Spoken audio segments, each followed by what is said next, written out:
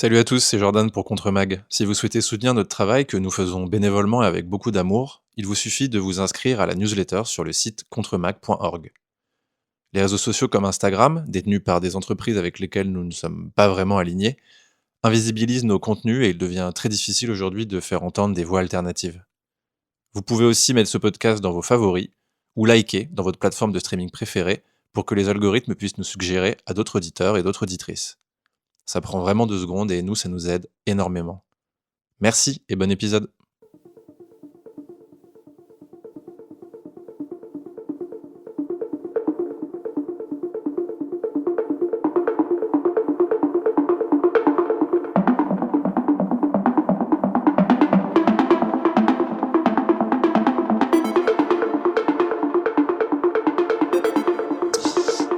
Alors oui, je m'appelle Romain et je suis élève magistrat depuis février dernier à Bordeaux. Donc je suis dans une formation, j'ai intégré l'École nationale de la magistrature qui forme les magistrats du pays.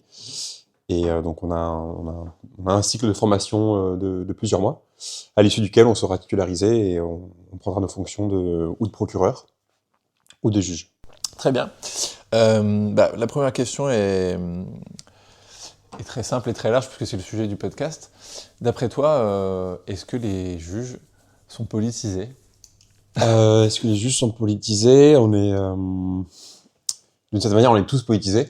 Il y en a qui ne le sont pas, mais je pense que quand on fait ce métier et quand on a fait le niveau d'études des gens qui passent ce concours et qui l'ont, on est politisé ou on l'est de façon très ouverte. Et il y en a dans la justice, il y en a dans la magistrature, il y en a à l'école de la magistrature en tant qu'élève magistrat. Il y a pas mal d'élèves magistrats qui sont d'ores et déjà membres de syndicats. Le SM notamment, le syndicat de la magistrature, qui est un syndicat qui a été créé en 1968 et qui est très marqué à gauche. Et sinon, il y a d'autres personnes politisées de l'autre bord, mais ça s'affirme un petit peu moins. Et sinon, moi, de ce que j'observe depuis que je suis élève magistrat, et donc depuis que je fréquente des futurs juges, c'est qu'il y a une politisation qui ne dit pas son nom. Il y a un regard du monde que portent les magistrats et qui portent sur leur travail, qui laisse deviner une orientation politique. Okay. Ou assumée et conscientisée, ou qui ne l'est pas, mais sur laquelle il n'y a souvent pas trop de doute. Ouais. Le syndicat, il me semble que le syndicat majoritaire, c'est l'USM. Okay. Mais il y a un autre syndicat qui est du coup très à gauche aujourd'hui et qui l'est depuis sa création, donc une création en 1968, okay. Qui est le syndicat de la magistrature. Okay. Et qu'on entend beaucoup dans les médias sous l'appellation SM. Et qui, je crois que 30% des juges sont encartés au SM. Donc c'est quand même c'est très significatif. Pour l'USM, je sais pas, mais c'est peut-être de l'ordre de 50% ou de 40%. Je dis peut-être des bêtises, hein, il faudrait les vérifier. Mais il me semble que l'USM, l'Union syndicale des magistrats, je crois que le sigle c'est celui-là, est quand même majoritaire. Et lui, c'est un syndicat qui est plus, ce serait peut-être l'équivalent de la CFDT. Voilà, c'est plus un syndicat professionnel. Mais les juges sont politisés. Alors oui, je connais pas le niveau de syndicalisation des magistrats, mais il est, je pense, assez élevé. Et il y a quand même beaucoup de magistrats qui n'hésitent pas à adhérer à un syndicat qui est ouvertement un syndicat d'extrême gauche, le SM. Donc après, ça peut poser des questions aussi d'impartialité. Hein. Si tu te fais juger par en tant que, je sais pas moi, en tant que cadre pour, je sais pas, tu as commis une infraction au code des marchés publics, etc.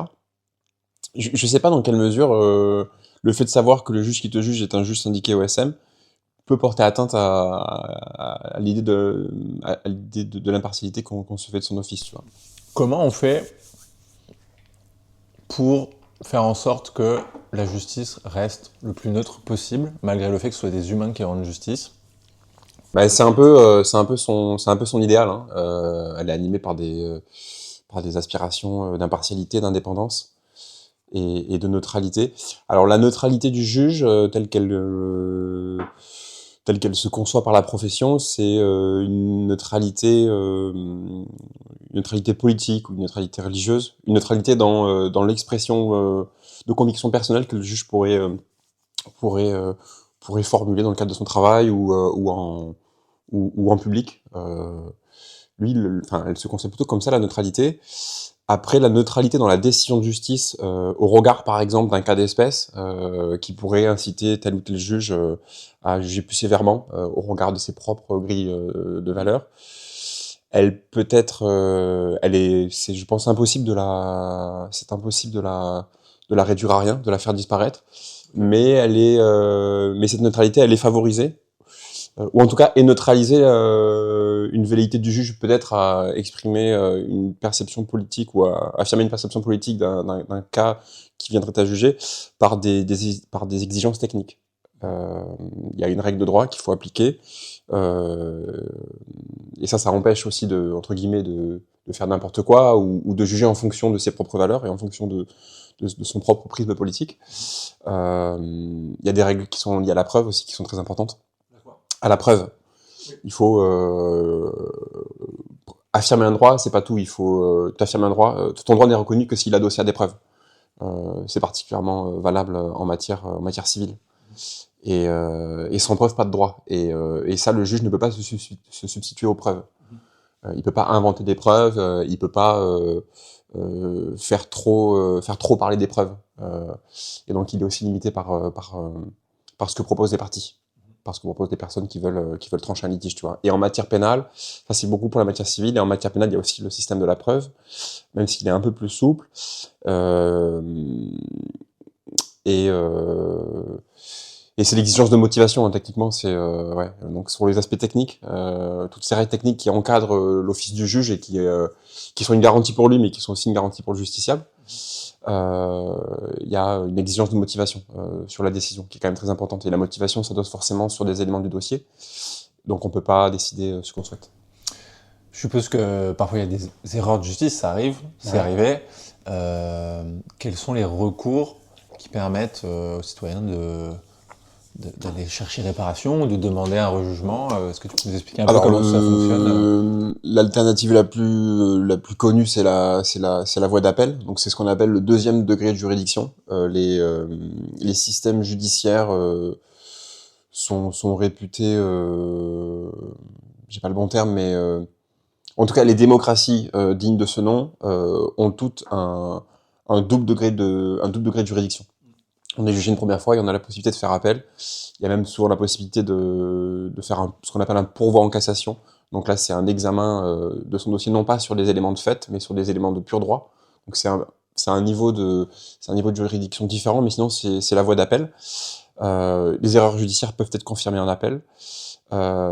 Si elles le sont, il y a toujours des possibilités, mais bon, dans la pratique, c'est quand même très très rare. Non pas les doubles erreurs, mais sont très rares les voies qui consistent pour des personnes à demander un réexamen de leur dossier. Parce que souvent un jugement en appel du coup clôture une instance. Si on n'a pas d'éléments de pur droit à faire soulever auprès de la Cour de cassation, dont c'est la fonction, le métier, on ne peut pas faire rejuger une affaire si on n'a pas d'éléments nouveaux.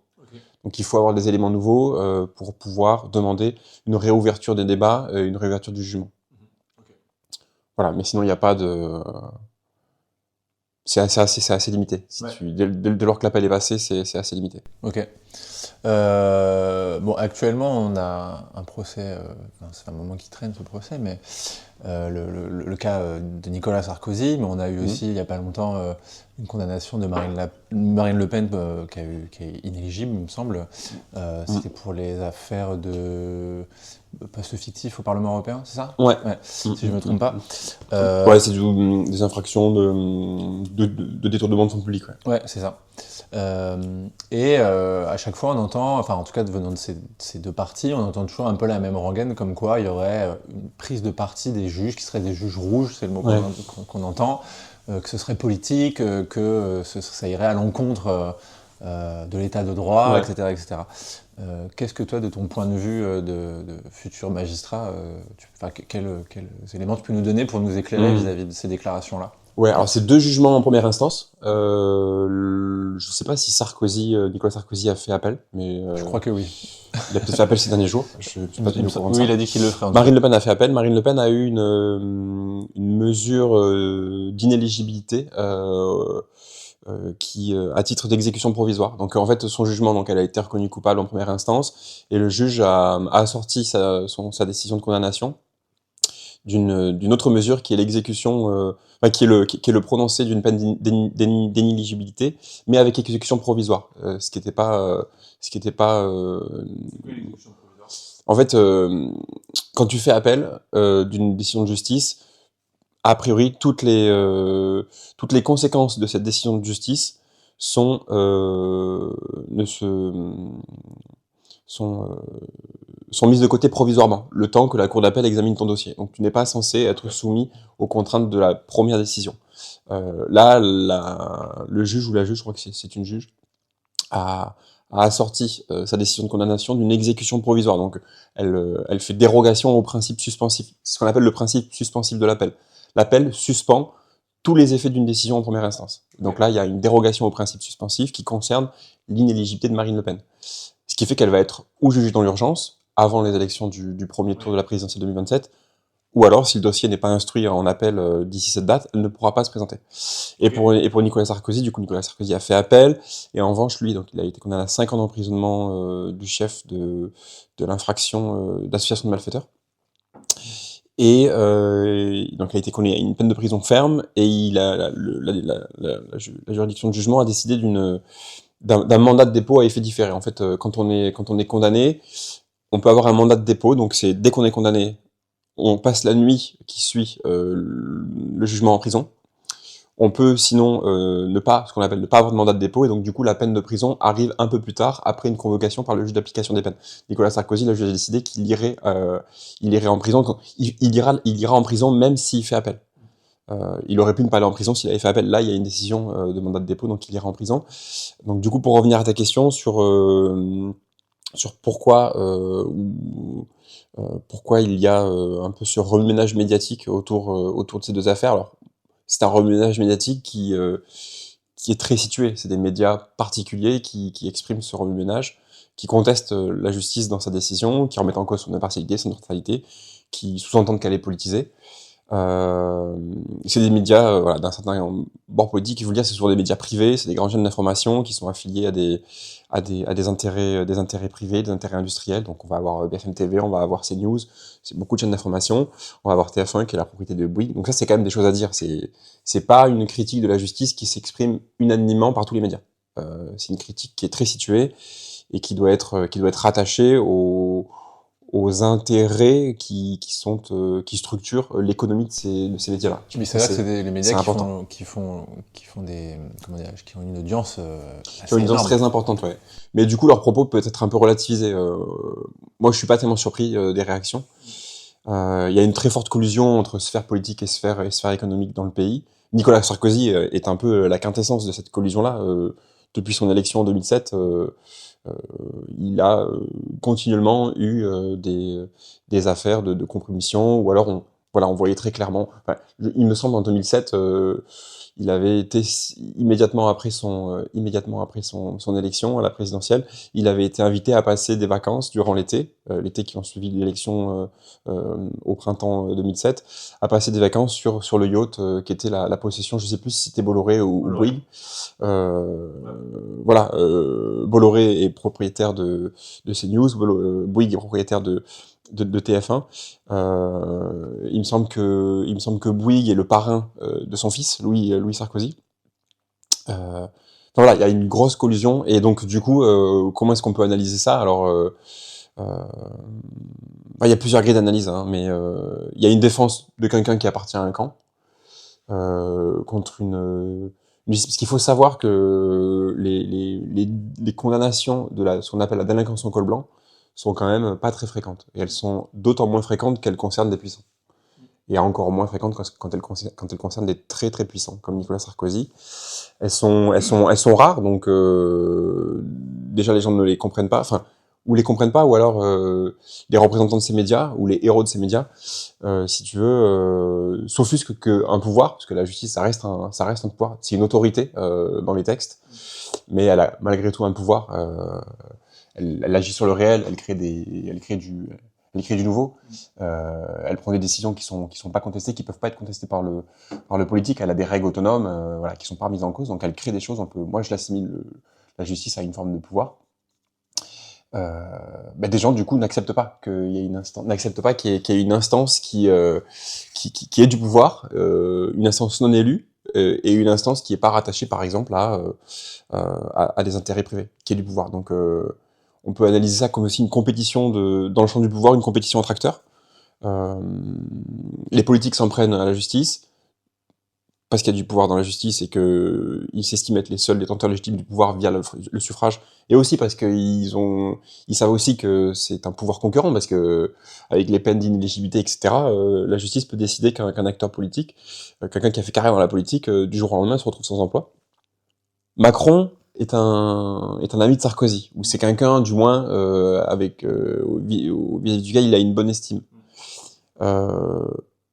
Le procureur, le parquet national financier, le procureur du parquet national financier, il est idiot de considérer que le procureur le procureur du parquet national financier est une dent contre Sarkozy dans ce sens-là, tu vois, parce qu'il a été, je pense, nommé lui aussi par Emmanuel Macron, tu vois, c'est un peu idiot. Et pour autant, il a été très ferme. Il a demandé une peine qui était supérieure à la peine qui a été prononcée par la juge. Donc on peut aussi considérer que même en étant procureur, en fait, on fait un métier. Notre métier, c'est la protection de l'intérêt général, c'est la défense de la loi, et que dans l'écrasante majorité des affaires qui sont présentées devant les tribunaux, c'est cette logique-là qui prévaut. C'est cette logique professionnelle. Et puis là, on n'est pas à un niveau de poste où les gens peuvent se permettre de faire n'importe quoi en laissant exprimer leurs opinions politiques. Ça se verrait, et la personne qui ferait ça serait disqualifiée, en fait. Elle se tirerait une balle dans le pied professionnellement. Et surtout que on dit la juge s'est prononcée sans preuve, etc. Mais il y a eu 11 ans d'instruction. À mon avis, le dossier pénal doit être large comme plusieurs mètres. Il y a eu des dizaines de policiers, il y a eu des centaines d'heures de travail faites par des gens qui ne sont pas rattachés au ministère de la Justice, hein, par des policiers. Il est idiot de soutenir que tous ces gens-là ont une opinion politique de Nicolas Sarkozy et souhaitent se le payer depuis l'origine. Ça n'a aucun sens. Ça n'a absolument aucun sens. Mais bon, de toute façon, sur les médias sur lesquels les critiques sont formulées, il n'y a pas de contradiction. Donc, mais encore une fois, la justice reste un peu impuissante parce qu'elle n'a pas son propre. Il ne s'agit pas qu'elle ait son média, mais elle n'a pas de médias, elle n'a pas de défenseurs, et elle-même ne se défend pas. Elle considère que c'est pas son travail de se défendre, elle considère que c'est pas son travail d'être pédagogue. Peut-être que voilà, on va être maintenant dans une époque où la justice va devoir faire œuvre de pédagogie, tu vois, expliquer ce qu'elle fait parce que d'une part elle est critiquée, elle est très, très critiquée, d'autre part parce qu'il y a une grosse demande aussi sociale de mieux connaître la justice. Ça, c'est une exigence de transparence en fait. Qu'est-ce que ça veut dire? Ça veut dire qu'il y a une exigence de transparence qui est dans la vie, dans la société, on le sait, hein, qui concerne toutes les sphères. Si des infractions si des faits comme ceux de Cahuzac ont à ce point choqué la société, c'est qu'on est dans une époque de transparence. Pour le mieux ou pour le pire, tu vois. Mais parce que c'est notre chose, la justice, d'une certaine manière, même si elle est rendue à notre nom. Donc il faut qu'on sache comment ça fonctionne. Et comme on n'a pas les connaissances intellectuelles concernant le droit, parce que c'est pas enseigné à l'école, c'est un peu regrettable, hein. Je connais pas le contenu des cours d'éducation civique, mais la justice, personne ne sait comment ça fonctionne. Et même pour les acteurs, même pour les professionnels, même pour les membres du ministère de la Justice, c'est compliqué. Et donc du coup, je pense que c'est absolument indispensable que sous ce type d'affaires, il y ait du SAV. Il faut qu'il y ait de l'explication, il faut que le procureur explique sa réquisition, il faut que le juge explique sa décision. Ça, c'est censé être le rôle en partie des médias. C'est censé être le rôle des médias. Mais encore une fois, oui, mais du coup, notre discussion nous amène à un autre sujet, mais qui est celui de la pluralité du champ médiatique et de sa diversité. Et là, Emmanuel Macron est en fonction, donc à ce titre. Pour l'instant, à l'heure où on parle. Non, mais il ne peut pas faire l'objet de poursuites pénales, mais en fait, il y a eu tellement de collusion entre les sphères économiques et les sphères politiques durant son mandat. L'affaire Kohler avec l'armateur italien, enfin, il y en a plein. Que Emmanuel Macron risque en fait, lui aussi, d'ici quelques années, quand il sera plus président, et que son immunité présidentielle cessera, il sera aussi en fait, pris dans des procédures. C'est quasiment certain, un peu sur les mêmes fondements que Nicolas Sarkozy. Et donc du coup, en fait, il y a encore plus forte, il y a une exigence pas de transparence, mais de pédagogie, quoi. Une exigence un peu éducative de la justice vis-à-vis de la société. C'est hyper important. Et la justice ne peut plus se considérer comme étant à part quelque part. Il y a aussi ça on peut lui reprocher, tu vois. Ça, c'est quelque chose qu'on peut lui reprocher. Il faut qu'elle passe un peu à une autre... Il faut qu'elle adopte d'autres méthodes de travail par rapport à ça, par rapport à ces décisions. C'est hyper important. Bah, le problème, c'est que comme tout ça, c'est très technique, et d'ailleurs, le documentaire de Mediapart suite aux enquêtes s'appelle Personne n'y comprend rien, qui est d'ailleurs une phrase qu'avait dit Sarkozy, parce que je pense qu'il compte là-dessus, en fait. C'est que, effectivement, si tu prends pas le temps de lire les trucs, on n'y comprend rien. Enfin, je veux dire, les gens n'ont pas le temps d'aller éplucher tout le dossier, et que là, la tentation serait de... je regarde BFM vite fait, j'entends le gars qui dit que c'est injuste, que on peut très vite le croire, quoi. Hein, on peut se dire. Et en fait, de ce qu'on comprend, c'est qu'il a été, la justice a été plutôt clémente dans son jugement, ou en tout cas, la peine aurait pu être plus lourde, c'est-à-dire vis-à-vis des preuves. La peine aurait pu être plus lourde. Ouais. Je crois d'ailleurs que la juge, la présidente de la juridiction de jugement qui a jugé Sarkozy, il me semble, hein, mais qu'elle a prononcé une peine inférieure à ce qui avait été requis par le procureur. Je crois peut-être que je me trompe, hein, mais je crois qu'il avait ou demandé 7 ou 10 ans. 10 ans, c'est le maximum pour l'infraction qui était visée, association de malfaiteurs, et il a eu que 5. Donc déjà, il y a eu la clémence. Là où on peut estimer qu'il n'y a pas eu de clémence, c'est qu'il a eu un mandat de dépôt. Mais le mandat de dépôt se justifie par la gravité de l'infraction. C'est l'association de malfaiteurs, c'est pour le coup, là, c'était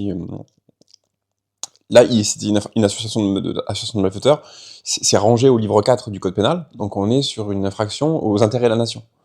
Donc on peut estimer légitimement que c'est grave, en fait, et que toute personne condamnée à ce titre-là doit aller en prison, même le temps de l'appel.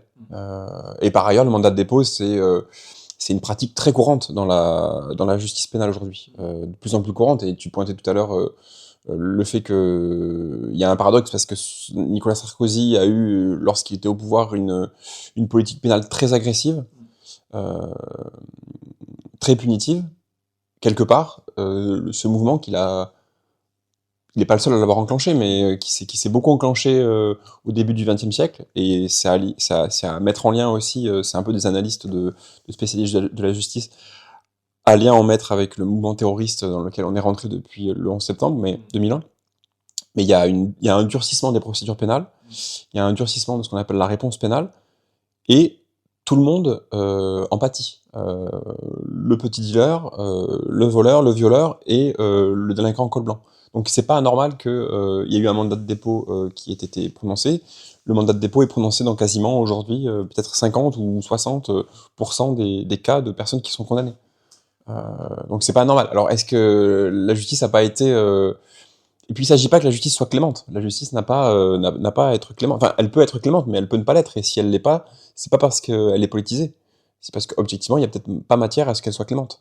Et là, on est dans des infractions qui sont dont on estime qu'elles laissent des intérêts supérieurs de la nation, des intérêts de la confiance du public dans les institutions, dans les élections. Parce que là, c'est quand même des faits où il aurait contourné les règles du financement des campagnes présidentielles, ce qui, si on raisonne, l'aurait conduit à avoir un avantage comparatif important par rapport à Ségolène Royal. Il aurait disposé de montants financiers provenant de l'extérieur, ce qui est déjà interdit, mais supérieur aux montants légaux autorisés. Financé supposément par un État qui est qualifié de terroriste quand même. Par ailleurs, hein, c'est très grave. Mais déjà, il aurait, on peut estimer que s'il a été élu président en 2007, c'est grâce à ça. Et donc, quelque part, les dés sont pipés et beaucoup de gens ont été lésés. Donc, ce sont des infractions qui sont très très graves. C'est pas parce que c'est pas des atteintes aux biens ni aux personnes qu'elles sont pas graves et qu'il faut les minorer. Moi, pour ma part, j'estime que ce sont presque les plus graves. Donc non, la justice n'a pas été clémente, et même si elle n'est pas clémente, même si la justice est dure tous les jours, et tous les jours on n'entend pas, ou si, parfois on l'entend, mais on n'entend pas quand un OQTF multirécidiviste est envoyé en prison, on n'entend pas que la justice est dure. La justice fait son travail, voilà. Et donc je considère que non, pour l'affaire Sarkozy, il n'y a pas matière pour Sarkozy à prétendre que la justice ait été particulièrement dure à son égard. Je me permets de mettre un petit bémol. Est-ce que quand même, quand on vient pas... Déjà, ça demande des moyens de pouvoir payer un avocat, de pouvoir faire appel, enfin je suppose. Je suppose que quand t'as pas d'argent, t'as des arrangements peut-être plus simples qui consistent à... Est-ce qu'on est vraiment... Enfin, est-ce qu'on est jugé de la même façon quand on est très puissant avec beaucoup d'argent que quand, justement, on... Bah non, mais évidemment, la justice ne traite pas tout le monde de la même manière. Sarkozy n'a pas été déféré en comparution immédiate, il a eu 11 ans, je crois, pour... Enfin, l'instruction a duré 11 ans. À partir du moment où les faits ont été portés à la connaissance de la justice et la date du prononcé du jugement, je crois qu'il s'est passé 11 ans. Si c'est pas 11, si c'est 10, si c'est 12, peu importe. Il a eu le temps de brûler des papiers, quoi. Et d'envoyer le papier, c'est du temps qu'il a passé en liberté. Après voilà, il faut que l'instruction se mène. Ce sont des infractions qui sont compliquées, les infractions de corruption. Et il est probable qu'il il ait profité de ce temps aussi pour mettre un peu des bâtons dans les roues de la justice. C'est pas impossible non plus de le penser, c'est pas délirant. Donc non, il a une position de pouvoir, il a des avocats qui sont très pertinents, enfin qui sont très performants. Il utilise tout ce qu'il a en sa possession pour retarder l'échéance ou pour faire en sorte de pas être condamné. Donc non, Sarkozy ne peut pas se prévaloir d'une justice très dure à son encontre. Je pense pas. C'est un peu ce qui est dit dans les médias, mais il faut prendre un peu de recul par rapport à ça, examiner qui le dit. Voilà, est-ce que c'est logique? C'est pas logique en fait. Quand on commet une infraction, on est tout de suite saisi par la police et on est, en fonction des cas, déféré devant le tribunal. En quelques jours, l'affaire est pesée, quoi. Donc là, c'est pas le cas. Moi, je suis pas pour que Sarkozy soit jugé très vite, hein, mais c'est surtout pas quelque chose qu'on peut croire. Voilà. Est-ce que c'est pas un peu dangereux que les fameux médias dont tu parles, qui ont une accointance, enfin en tout cas voilà, ce sont des gens qui se fréquentent, des gens de pouvoir, est-ce que c'est pas un petit peu dangereux de matraquer quotidiennement qu'il y aurait une posture supposément politique des juges à l'égard des gens comme Sarkozy, Balkany, Le Pen? Est-ce que c'est pas un peu dangereux d'aller comme ça en fait, il y a eu des menaces envers les juges. Et là, quand on voit aux États-Unis, je voyais tout à l'heure, bon, c'est pas le même schéma, mais je voyais, il y a la maison d'un juge qui a brûlé, là, je crois, avant-hier, qui aurait supposément pas donné accès à Trump, à je sais plus. Enfin bon, bref. On n'en est pas là en France, et là, je m'égare un peu, mais je veux dire, est-ce qu'il n'y a pas un danger d'aller comme ça, jeter en pâture des juges Non, si, c'est dangereux. Alors, c'est un phénomène hyper récent. Très très récent, la mise en cause. Après, la critique du juge rouge. En fait, il y a deux sortes de critiques. Le juge est qualifié de rouge par les gens de pouvoir quand il se penche un peu sur leurs affaires, et il est très régulièrement qualifié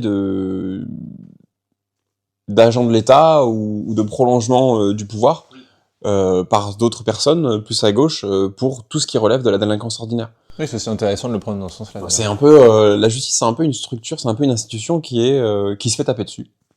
À gauche et à droite. Alors pourquoi? Parce que c'est une institution de pouvoir. Si elle se fait aussi beaucoup taper dessus, c'est parce qu'on peut aussi considérer elle fonctionne aussi plutôt bien.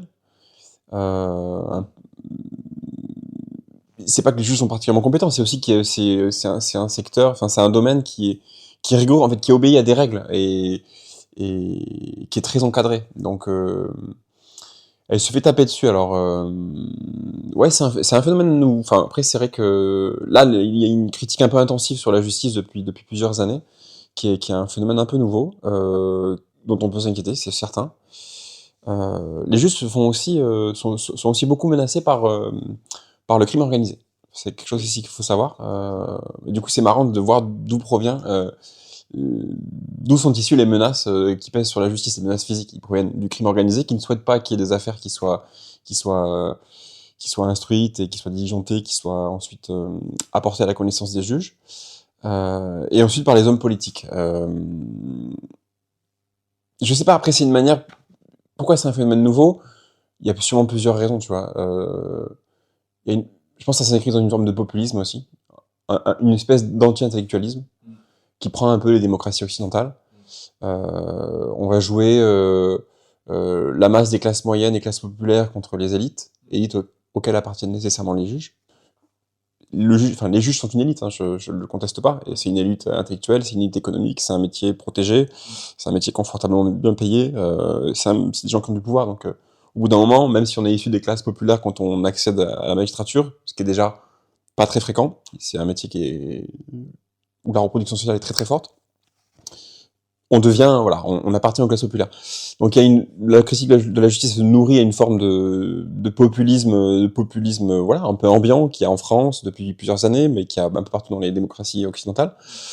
Il y a ça. Après, c'est vrai que je sais pas trop. Enfin, je saurais pas trop l'expliquer en fait. C'est vrai que ça va. Elle incarne aussi une espèce de peut-être de dernier rempart, si tu veux, à une forme de pas de fascisation totale de la société, mais Un peu, hein. c'est un rempart à l'autoritarisme, la justice. C'est un rempart à l'arbitraire, en tant que tel. Non pas parce que les juges sont particulièrement vertueux, mais parce que le métier de juge, l'office de juge, est régi par des règles qui font que il y a très peu d'arbitraire dans l'acte de juger.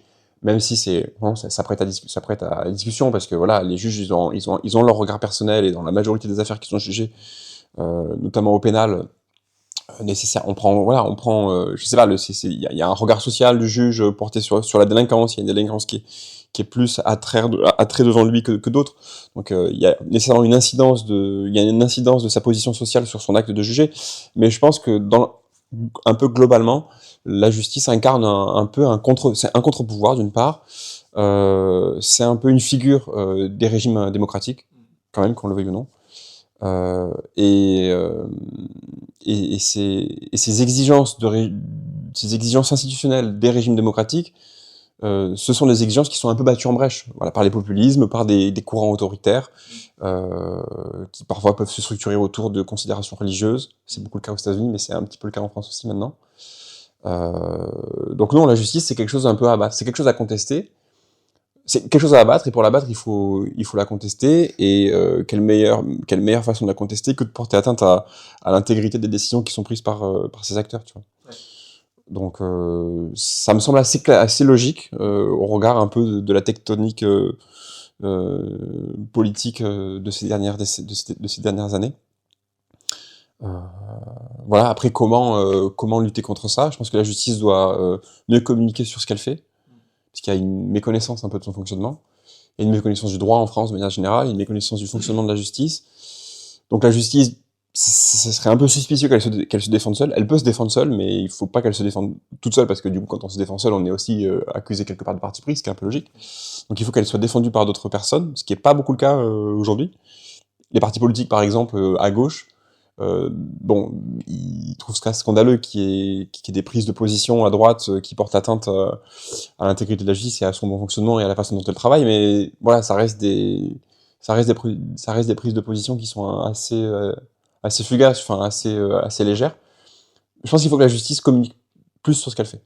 Mais encore une fois, elle le fait pas beaucoup, et on n'est pas habitué à ce que la justice communique, précisément parce qu'elle est assez respectueuse de ce qu'elle considère être son exigence de neutralité.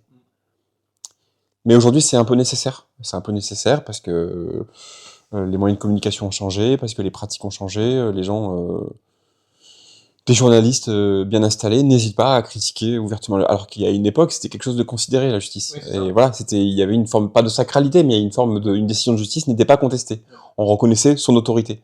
Aujourd'hui, il y a un affaissement de l'autorité. Ouais, c'est un peu ça aussi. C'est ça le paradoxe. On critique beaucoup la disparition de l'autorité de l'État, qui est incarnée par les classes populaires, ou des jeunes, ou des racailles, etc., selon le langage des gens. Plutôt, du coup, une contestation de l'autorité qui vient par le bas, et à propos de laquelle s'offusquent les classes aisées, les classes médiatiques, etc. Mais il y a aussi une contestation de l'autorité aujourd'hui qui se fait par le haut, qui se fait par les classes médiatiques, qui s'amusent à porter le doute sur l'autorité de tel ou tel organisme ou de telle ou telle institution. C'est marrant parce que ça peut révéler un impensé du droit. Il y a une critique de gauche du droit et une critique de gauche de la justice qui dit, grosso modo, le droit est l'expression des classes privilégiées. Parce que les classes privilégiées sont des personnes qui sont les classes qui ont les leviers du pouvoir. Elles ont les leviers de la norme, c'est elles qui créent les lois, etc. Et donc nécessairement les règles qu'elle crée les règles destinées à organiser le fonctionnement d'une société sont créées par des gens. Si ces gens sont placés, si ces gens sont des gens privilégiés, on peut supposer, ça c'est la critique de gauche, hein, que ces règles sont censées les favoriser. Ce qui est pas, à mon sens, complètement délirant comme analyse politique, comme analyse sociologique ou politique. Mais donc du coup là, il y aurait en fait, ces réactions médiatiques très négatives vis-à-vis de l'affaire Sarkozy et qui incriminent la justice révèlent du coup cette impensée du droit. Ces gens-là n'acceptent pas d'être considérés comme des justiciables comme les autres, parce que d'une certaine manière, et ça c'est un peu ce qui révèle inconsciemment, c'est que ils estimaient peut-être que le droit était censé les protéger, ou était censé les avantager, était quelque part à leur service, alors qu'en réalité non. Un privilège en plus. Donc quelque part, ça peut apporter de l'eau au moulin de la critique de gauche de la justice, voilà que j'évoque, parce qu'ils sont un peu interloqués que la justice finalement se soit retournée contre les gens qu'elle était censée servir. En plus de ça, la société française, à mon avis, se distingue d'autres sociétés pour lesquelles il n'aurait pas été hyper scandaleux que un chef d'État soit condamné, bien au contraire. On peut penser aux pays nordiques, par exemple. Mais en France, c'est scandaleux. Et je pense que ce qui entre dans le scandale, c'est quelque part notre fond historique. C'est le monarchisme français qui a structuré notre société et les mentalités pendant des siècles. On ne conçoit pas que les puissants, et les plus puissants parmi les puissants, donc le monarque, aujourd'hui le président, soit l'objet d'une décision de justice. Sarkozy a été décapité. En fait, on a de nouveau décapité le roi, si tu veux. Il y a eu, je crois, 3 occasions, il y a eu 3 occurrences dans l'histoire de France où la justice a sanctionné le chef de l'État. Louis XVI, Pétain et Sarkozy. Enfin, sanctionné. Pas sanctionné, stricto sensu, mais lui a appliqué une sanction. Les 2 premiers ont été condamnés à mort. Le deuxième, non, il n'y a plus la peine de mort, mais la peine de prison, avec mandat de dépôt, c'est une forme de, dans l'esprit de ces gens-là, peut-être une peine de mort symbolique, tu vois. Oui, et donc oui, il y a un impensé, en fait, il y a peut-être un impensé monarchiste qui s'exprime dans la contestation de la justice dans les médias privés, les chaînes d'information privées. Il y a peut-être en plus de ça, en plus du fait d'être abasourdi que le privilège du droit ne soit pas mis à son service, mais finalement s'exerce sur les gens sur lesquels il mérite de s'exercer. Il y a aussi cette impensée-là, je pense, qui est activée, ouais. Là, par exemple, la juge qui a jugé Sarkozy, c'est ce qu'on lui a reproché. On lui a reproché d'avoir fait des manifestations, d'avoir participé en 2011 à des manifestations contre Nicolas Sarkozy, qui à l'époque avait publiquement critiqué la magistrature dans le cadre d'une affaire qui avait défrayé la chronique à l'époque, qui était l'affaire Laetitia Perret. C'était une fille qui avait été violée et découpée en morceaux par un récidiviste qui était un peu passé sous les radars. Et donc du coup, il y avait eu un loupé judiciaire dans le suivi de cette personne en lien avec l'administration pénitentiaire. Et donc du coup, il y avait eu la droite s'était un peu payé la magistrature. Et donc du coup, il y avait eu un énorme mouvement de contestation de la profession. Un des rares mouvements de contestation de la profession, qui avait beaucoup fédéré les juges, mais de quelques bords qu'ils étaient. Et cette juge-là, donc c'était ça, voilà, c'était il y a 15 ans maintenant, avait participé, mais comme des milliers de magistrats à l'époque, à des manifestations pour protester contre ce traitement qui a été fait par le politique de la justice. On peut, je pense, avoir un engagement militant et être un juge qui rend des décisions qui sont impartiales ou qui en tout cas qui respectent la procédure qui est censée respecter une décision de justice pour être d'une part pour être acceptée et d'autre part pour être juridiquement valable.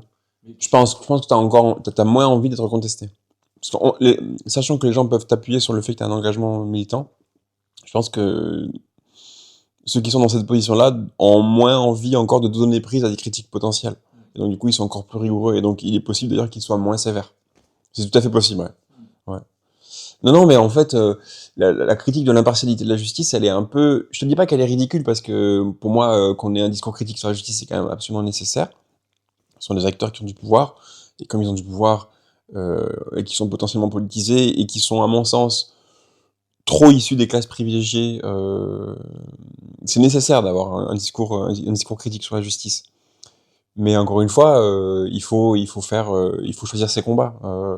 Dans l'affaire Sarkozy, je trouve qu'il est vraiment ridicule de mettre en cause cette juge et de manière plus large la collégialité qui a prononcé la décision de jugement. Ça n'a pas beaucoup de sens en fait. Juridiquement, ça ne tient pas. Ça ne poursuit qu'un intérêt politique. Et donc en fait, la critique de la justice, c'est instrumentalisée pour faire avancer des intérêts politiques. Et donc c'est encore plus dangereux parce que on va insécuriser, on va fragiliser une institution.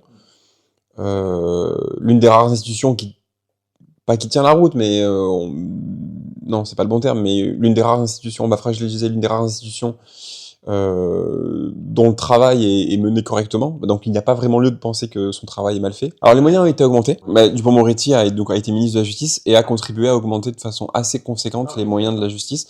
Alors c'est un peu trompeur parce qu'il y a beaucoup de moyens qui ont été consacrés à l'administration pénitentiaire. La justice, c'est à la fois la justice judiciaire et l'administration pénitentiaire. Enfin, c'est un ministère qui a deux grosses administrations, la justice judiciaire et l'administration pénitentiaire. Et donc c'est des missions différentes. Mais les moyens ont été augmentés. Alors les moyens sont très en deçà de ce qu'ils devraient être. Ils sont très en deçà dans les études comparatives sur l'argent que consacre ou l'Italie, ou l'Allemagne, ou la République tchèque, ou la Suède à la justice par habitant. La France est en queue de peloton. Je crois qu'on est dans les 5 ou 6 derniers de l'Union européenne. Donc c'est vraiment insuffisant. Je pense qu'au regard de ces moyens, la justice fait pas si mal son travail. Mais oui, il faut pas oublier que ce qui est visé, en fait, c'est pas vraiment la justice qui est visée dans les critiques qui sont formulées contre la justice dans la fenêtre médiatique d'aujourd'hui. C'est un jeu de politique. C'est des placements, à mon sens, hein, ça c'est mon analyse personnelle. C'est des gens qui se placent, c'est des gens qui font allégeance. C'est des gens qui proposent un discours sur l'espace public, en espérant que ce discours trouve un écho positif dans l'oreille des électeurs. La justice est un instrument de ce positionnement. C'est regrettable parce que du coup, tu fragilises une institution qui est importante et qui ne doit pas être fragilisée. Parce que si la justice est fragilisée, finalement, il n'y aura plus vraiment de raison d'accepter quelque décision que ce soit, quoi. Ou politique, judiciaire, enfin, c'est un peu, c'est la chose qui est censée devoir tenir quand même. La justice est organisée de telle façon que celui qui juge reste un acteur indépendant. Il est indépendant du politique. Celui qui demande l'accusation ne l'est pas. C'est le procureur. Il est rattaché hiérarchiquement au ministre de la Justice. Le ministre de la Justice lui-même rattaché au président. Donc il y a une forme de... On pourrait envisager, si l'extrême droite vient au pouvoir, une forme de consigne descendante, passant du président au ministre de la Justice jusqu'au procureur, et ça pourrait avoir une incidence sur la façon dont pourraient travailler les procureurs et les substituts du procureur dans les parquets locaux. En revanche, les juges, donc la personne qui entend le procureur et qui entend l'avocat, lui est un acteur indépendant. Il n'a pas de supérieur hiérarchique. Enfin, il n'a pas de supérieur hiérarchique rattaché au pouvoir. Donc si le pouvoir change et si le pouvoir veut durcir sa réponse pénale sur telle ou telle infraction, je te dis pas qu'il y aurait une capacité de résistance, mais il n'y a pas de levier direct du politique sur la justice. Il faudrait du coup qu'il y ait des réformes structurelles, et ces réformes structurelles, ça serait modifier la Constitution, ça serait modifier le statut des juges. Mais voilà, là on est sur un autre niveau déjà de bouleversement politique, qui peut arriver, hein, mais que je ne crois pas trop plausible.